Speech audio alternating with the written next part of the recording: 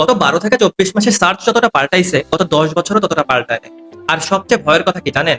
বেশিরভাগ মানুষ এখনো 2021 সালের এসইও করতেছে 2026 সালে বসে। আজকে আপনাদেরকে এমন 3টা জিনিস দেখাবো যেটা এসইএমরা তাদের একটা রিসেন্ট আর্টিকেলে হাইলাইট করেছে, যে 3টা জিনিস আমার মনে হয় আপনাদের জানা প্রয়োজন। চলেন ভিডিওটা শুরু করা যাক তাহলে।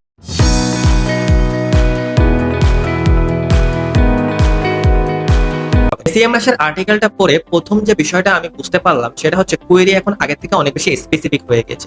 যেমন ধরেন আগে আমরা short tail, long tail, mid টেল কিওয়ার্ড সম্পর্কে শুনেছিলাম না? লং টেল মানে কি বুঝিয়েছিলাম? যত বেশি স্পেসিফিক হবে তত বেশি আপনার জন্য ইজি হবে সেই কিওয়ার্ডটাকে টার্গেট করার জন্য, তাই না? যেমন ধরেন আগে মানুষ গুগলে কি লিখতো? বেস্ট ল্যাপটপ আন্ডার 20,000, ব্যাস এতটুকু। কিন্তু এখন ধরেন একজন কলেজ স্টুডেন্ট গুগলে লিখে সার্চ করলো laptop for college student needing long battery life and does video editing. পার্থক্যটা ধরতে পেরেছেন কতটা স্পেসিফিক সে কোয়েরিটা করেছে? এখন আপনাদেরকে একটা বিষয় বুঝতে হবে সবার আগে, যদি আপনি এই বিষয়টা বুঝতে চান। সেটা হচ্ছে গুগলে যে আপনি যা লিখে সার্চ করবেন সবগুলো কিন্তু এক একটা কোয়েরি। অর্থাৎ গুগলে যে আপনি ABCD যাই লেখেন না কেন সবই এক একটা কোয়েরি। সেটা একটা ওয়ার্ডে হোক, সেটা 5টা ওয়ার্ডে হোক, সেটা 10টা ওয়ার্ডে হোক। আর আপনারা যারা এসইও অনেকদিন ধরে করতেছেন বা এসইও শিখতেছেন তারা অলরেডি শর্ট টেল, মিড টেল এবং লং টেল কিওয়ার্ড সম্পর্কে একটু জানেন বলেই আমি ধরে নিচ্ছি। তারপর যদি আমি বলি শর্ট টেল কিওয়ার্ড হচ্ছে একদম শর্ট কোয়েরি, যে কোয়েরিটা অনেক ব্রড কিছুকে সাজেস্ট করে, যেমন ধরেন বেস্ট ল্যাপটপ। আবার যদি একটু মিড টেল কোয়েরি সম্পর্কে আপনি বলেন তার মানে আরেকটু স্পেসিফিক হবে, যেমন ধরেন বেস্ট ল্যাপটপ আন্ডার 20,000 টাকা। আবার আমি যদি লং টেল কোয়েরির কথা বলি তাহলে মাত্র যে কোয়েরিটা আমরা দেখলাম সেটা হচ্ছে best laptop for college students needing long battery life and does video editing. মানে কতটা স্পেসিফিক সে কোয়েরিটা করেছে। আর এই বিষয়টাই বর্তমানে সব থেকে বেশি পার্থক্য ক্রিয়েট করতেছে। আগে যখন আপনি গুগলে কিছু লিখতেন আপনার কোয়েরিটার উপর অনেক কিছু ডিপেন্ড করতো। দ্যাট মিন্স আপনি কোয়েরিটাকে যত বেশি অর্গানাইজ করতে পারতেন গুগল আপনাকে তত ভালো রেলেভেন্ট রেজাল্ট রেকমেন্ড করতে পারতো। অর্থাৎ এই ক্ষেত্রে আপনার XYZ লিখলে হতো না, আপনাকে বিষয়টা গুগলকে বোঝানো লাগতো। এবং সেখান থেকে গুগল যখন আপনাকে 10টা রেজাল্ট প্রোভাইড করতো, আপনাকে সেই 10টা রেজাল্ট ঘুরে ঘুরে আপনার যে কোয়েরিটা আছে, আপনার যে কোয়েশ্চেনটা আছে সেই কোয়েশ্চেনটা অ্যান্সার খোঁজা লাগতো। এক্ষেত্রে আপনি যত ভালোভাবে গুগলকে আপনার কোয়েরিটা কোয়েশ্চেনটা বুঝাইতে পারতেন আপনি তত ভালো রেজাল্ট পাইতেন। কিন্তু এখন আর ওই স্কিলটা দরকার নাই। এখন আপনি যদি একটা প্যারাগ্রাফ লিখেও গুগলে সার্চ করেন, গুগলে যে বিল্ট ইন AI আছে, অর্থাৎ গুগলে যে LLM আছে, LLM নিজে ইন্ডেক্সিং ডেটাবেজে যে রেজাল্টগুলোকে স্ক্যান করে সব থেকে রেলেভেন্ট অ্যান্সারগুলো আপনাকে সাজেস্ট করবে। এখন প্রশ্ন হলো এইটা আপনার জন্য কেন এত ইম্পর্টেন্ট? আপনার জন্য অনেক ইম্পর্টেন্ট, কারণ এখন আপনার কন্টেন্ট শুধু একটা কিওয়ার্ডকে ঘিরে রেখলে আর হবে না। ওই কিওয়ার্ডটা সার্চ করার পেছনে যে উদ্দেশ্যটা আছে আপনার ইউজারের, আপনাকে সেটা অ্যাড্রেস করতে হবে। যখন আপনি সেটাকে অ্যাড্রেস করতে যাবেন তখন আপনাকে ওই কিওয়ার্ডের আশেপাশে যত সিমান্টিক্যালি রিলেটেড কিওয়ার্ড আছে সেইগুলোকেও টার্গেট করতে হবে। এই সিমান্টিক্যালি রিলেটেড কিওয়ার্ডের কথায় আসি এসইএমরাস এর দ্বিতীয় যে ইনসাইটটা আছে সেটা নিয়ে। এসইএমরাস তাদের দ্বিতীয় যে ইনসাইটটা নিয়ে কথা বলেছে সেটা হচ্ছে কোয়েরি ফ্যান আউট। এখন কোয়েরি ফ্যান আউট কি জিনিস আর কোয়েরি ফ্যান আউট নামটা যদি আপনি প্রথম শুনে থাকেন তাহলে কোনো সমস্যা নেই, ভয় পাওয়ার কোনো কারণ নেই। আজকের ভিডিওর পরে আপনি কোয়েরি ফ্যান আউটের A to Z পুরোপুরি ক্লিয়ার হয়ে যাবেন, আমি একদম প্র্যাকটিক্যালি বুঝিয়ে দেব। আর যারা অলরেডি কোয়েরি ফ্যান আউট সম্পর্কে বুঝেন তারা এই পার্টটা দেখতে পারেন, কারণ আমি এখানে প্র্যাকটিক্যালি বোঝাবো যাতে আপনাদের যে নলেজটা আগে থেকে আছে সেই নলেজটা ক্লিয়ার হয়ে যায়। সো কোয়েরি ফ্যান আউটে কথা বলতে গেলে আমাকে একটু ল্যাপটপে যেতে হবে, চলেন স্ক্রিনে যাই তাহলে। সো আমরা এই ভিডিওতে যে এক্সাম্পলটা নিয়ে এই পর্যন্ত আসলাম সেই এক্সাম্পলটাই আমি আমাদের স্ক্রিনে দেখাবো। যেমন ধরেন আমি সবার প্রথমে সার্চ করলাম best laptops. So best laptop লিখে যখন আমি সার্চ করলাম তখন গুগল আমাকে একটা অ্যান্সার দিল। দেখেন সবার প্রথমে এখানে AI ওভারভিউ আছে। এরপরে যদি আপনি একটু স্ক্রল ডাউন করেন এখানে দেখেন এই যে অর্গানিক রেজাল্ট আপনি দেখতে পাচ্ছেন, এটা হচ্ছে 1 2 3 4 5 6 7। এরপর আপনি ইউটিউব দেখতে পাচ্ছেন, ইউটিউবের 4টা ভিডিও আছে। এরপরে আপনি পিপল অলসো সার্চ ফর, মানে যে সিমান্টিক্যালি রিলেটেড যে কিওয়ার্ড গুলো আছে বা সার্চিং যে প্যাটার্ন আছে সেটা গুগল আপনাকে সাজেস্ট করতেছে। ওকে, এটা বুঝলাম। এখন আমরা কি করব, আমরা আবার গুগলে যাব এবং আমরা এখন লিখে সার্চ করব best laptop, best laptops, laptops for college student, student needing long battery life and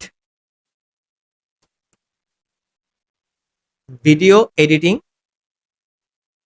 and video editing। অর্থাৎ দেখেন আমি কি করলাম, আমি সবার প্রথমে যে কোয়েরিটা করলাম সেই কোয়েরিটা যে কিওয়ার্ডটা লিখে আমি সার্চ করলাম সেই কিওয়ার্ডটা ছিল শুধুমাত্র 2টা ওয়ার্ডের। এখন আমি কি কথা বলেছি যে কিওয়ার্ড যে কোনো ওয়ার্ডের হতে পারে। আপনি গুগলে যা লিখে সার্চ করবেন, যা লিখে সার্চ করবেন সেটাই হচ্ছে একটা কিওয়ার্ড। গুগলের কাজ হচ্ছে ওই কিওয়ার্ডটার অ্যারাউন্ড এর যে রিলেভেন্ট রেজাল্ট গুলো আছে সেই রিলেভেন্ট রেজাল্ট গুলো আপনাকে সাজেস্ট করা, আপনাকে রিকমেন্ড করা। সো এই ক্ষেত্রে যখন আমি বেস্ট ল্যাপটপস লিখলাম, অর্থাৎ যে কোয়েরিটা আমরা আগে করে অভ্যস্ত ছিলাম, তখন গুগল আমাকে কি করলো, তার যে সার্চ ইঞ্জিন রেজাল্ট পেজেস মানে সার্চটা আছে, সার্চটাকে ৩টা ভাগে ভাগ করলো। প্রথম ভাগে গুগল আমাকে দেখালো এআই ওভারভিউ, এরপরে যে টিপিক্যাল অর্গানিক সার্চ লিস্টিং, এবং তারপরে দেখালো কি ইউটিউব ভিডিও। তো আমরা তো এই বিষয়টা বুঝতে পেরেছি। এরপরে আমি কি করলাম, আমি একটা প্যারাগ্রাফ টাইপ মানে আমি অনেক বড় একটা কিওয়ার্ড লিখে সার্চ করলাম, যেমন ধরেন যে ১ ২ ৩ ৪ ৫ ৬ ৭ ৮ ৯ ১০ ১১ ১২ ১২ ওয়ার্ডের একটা কিওয়ার্ড লিখে সার্চ করলাম, যে কিওয়ার্ডটা আমরা ইউজ টু এখন এআই তে যেয়ে সার্চ করে। যেমন আমরা এআই তে যেয়ে এআই কে আস্ক করতে পারি suggest me best laptop for college student needing long battery life and video editing. Okay, তো আমি সেম কিওয়ার্ডটা যখন গুগলে সার্চ করব, তখন দেখেন এইখানে গুগল আমাকে আরেকটা রেজাল্ট দিচ্ছে। এখন দেখেন, আপনি যদি একজন কাস্টমার হয়ে থাকেন, আপনি আপনার রিকোয়ারমেন্টটা গুগলকে বলতেছেন। আপনার রিকোয়ারমেন্ট কি? আপনার রিকোয়ারমেন্ট হচ্ছে আপনাকে বেস্ট ল্যাপটপের রেজাল্ট গুলো শো করতে হবে। ২ নাম্বার যে রিকোয়ারমেন্ট সেটা হচ্ছে আপনি একজন কলেজ স্টুডেন্ট, সো গুগলের এক্ষেত্রে বাজেট ফ্রেন্ডলি বিষয়টাকেও কনসার্নে আনতে হবে। ৩ নাম্বারে যে বিষয়টা সেটা হচ্ছে যে আপনার ল্যাপটপের ব্যাটারির লাইফটা লং হতে হবে, তার মানে হাই পাওয়ারের ব্যাটারি থাকতে হবে সেখানে। এবং ৪ নাম্বারে যে বিষয়টা আপনি এমফাসাইজ করেছেন সেটা হচ্ছে ভিডিও এডিটিং ক্যাপাবিলিটি থাকতে হবে। যেমন ধরেন গ্রাফিক্স কার্ডও যদি আপনার ল্যাপটপে থাকে, সেক্ষেত্রে আপনি ইজিলি ভিডিও এডিটিং করতে পারবেন। তো এই যে ৪টা কোয়েরি আপনি করেছেন একটা কোয়েরির আন্ডারে, এটাকেই বলা হয় বেসিক্যালি কোয়েরি ফ্যান আউট। মানে আমি আরেকটু সংক্ষেপে এক্সাম্পল দিই। যেমন ধরেন, যখন আপনি এটা লিখে সার্চ করেছেন, দেখেন গুগল আপনার রেজাল্টটা কত ডেসক্রাইব ওয়েতে দিয়েছে। দেখেন আপনাকে সবার প্রথমেই কি করছে, এআই ওভারভিউ দিছে, এবং তারপরে কি করছে, তারা ইউটিউব ভিডিওটা সাজেস্ট করেছে, যেটা দেখেন আগে ছিল সবার নিচে। এরপরে যদি আপনি খেয়াল করেন অর্গানিক লিস্টিং এ দিছে, তাহলে কোয়েরি ফাইন্ড আউটটা কাজ করে কিভাবে ভাইয়া?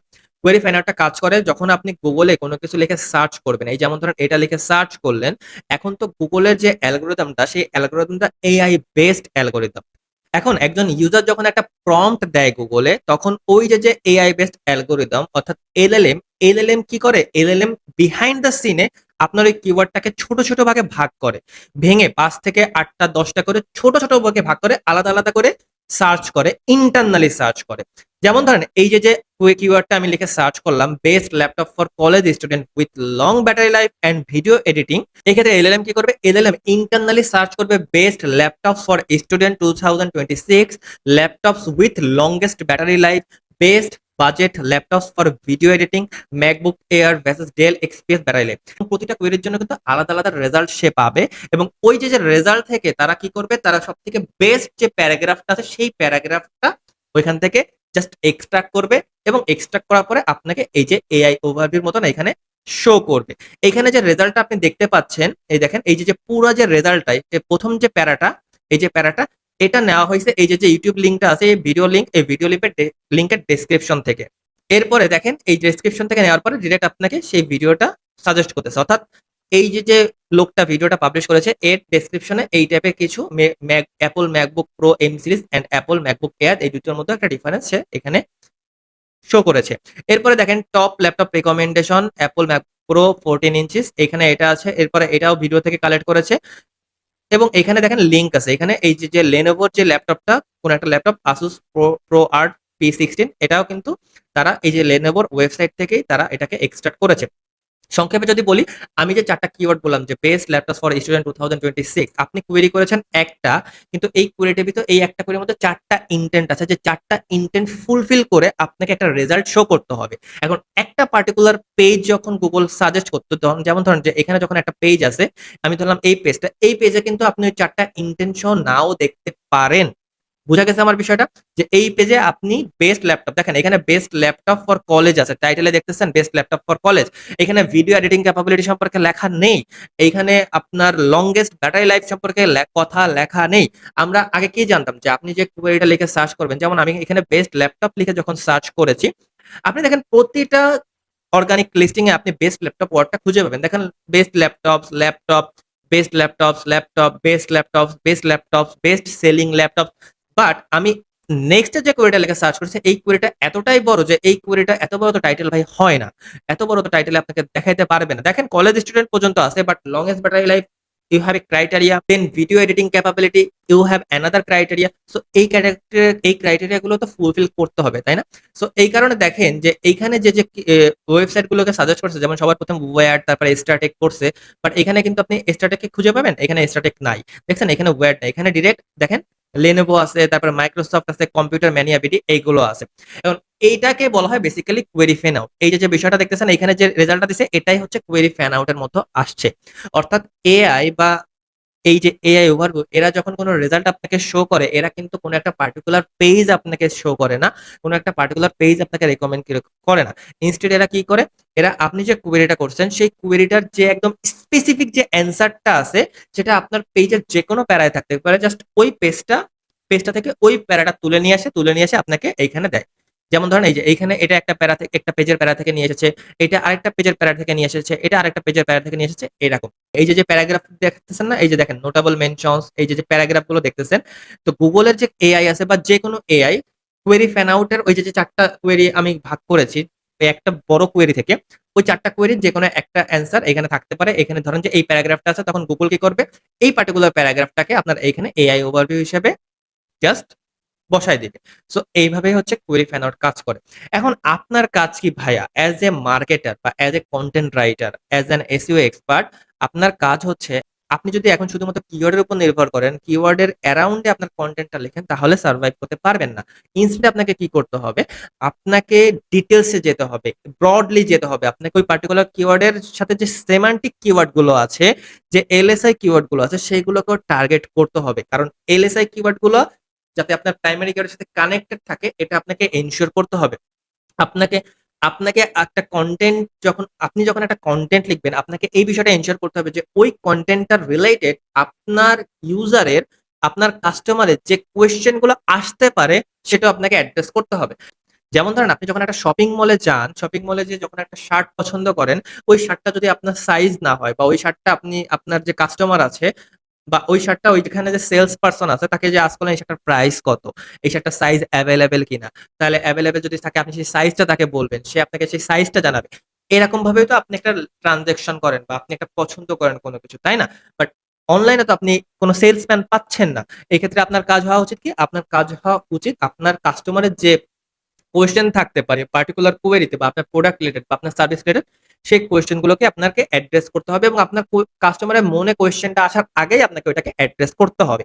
তাহলে মোটামুটি আপনি আপনার ওই যে কন্টেন্ট, ওই কন্টেন্টটাকে ফুটিয়ে তুলতে পারবেন কাস্টমারের ইনটেন্ট অনুযায়ী। এবং যখন আপনি একটা কাস্টমারের ইনটেন্ট ফুলফিল করতে পারবেন ভাই, তখন আপনি এআই, গুগল, নাথিং ম্যাটার, যে কোনো জায়গায় আপনি ভিজিবল হতে পারবেন। এআইও আপনার কন্টেন্টটাকে সাইট করবে, এবং গুগলও তো আপনি র‍্যাঙ্ক অবশ্যই পাবেন। তো আশা করি আপনি বুঝতে পেরেছেন। আর কোয়েরি ফ্যান আউট মানে কি অবশ্যই বুঝতে পেরেছেন। আমি যদি সংক্ষেপে আরেকবার বলি, ধরেন আপনি একটা বড় কোয়েরি করেছেন গুগলে, সেই কোয়েরিটাকে ছোট ছোট ভাগে ভাগ করে গুগলের ইন্টারনাল যে এআই আছে, সেই এআই গুলো গুগলের যে ডেটাবেস আছে সেই ডেটাবেস থেকে অ্যান্সার বাইর করে, এবং সেই অ্যান্সার মানে হচ্ছে যে পেজ, বিভিন্ন পেজ বাইর করে, দেন ওই পেজের ভিতরে তারা আবার রেন্ডার করে, মানে পেজটাকে পড়ার চেষ্টা করে, দেন ওই পেজের ভিতর যত রিলেভেন্ট অ্যান্সার তারা পায় ওই পার্টিকুলার যে ছোট ছোট কোয়েরি আছে, কোয়েরিগুলোর অ্যারাউন্ডে সেই অ্যান্সার গুলো সবগুলো যেগুলো পায় সবগুলোকে তারা নিয়ে এসে আপনাকে এইভাবে এআই ওভারভিউর মতন এইভাবে ছোট ছোট প্যাসেজ আকারে এখানে দিয়ে দেয়। এটাকে বলা হয় চাঙ্ক, বা ছোট ছোট টুকরা।